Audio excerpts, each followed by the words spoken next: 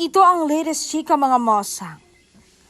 Tatanungin kita, namimiss mo ba siya? Ang dati mong ka-love team? Yan ang nagpagulat sa aktor na tanong ni Marites.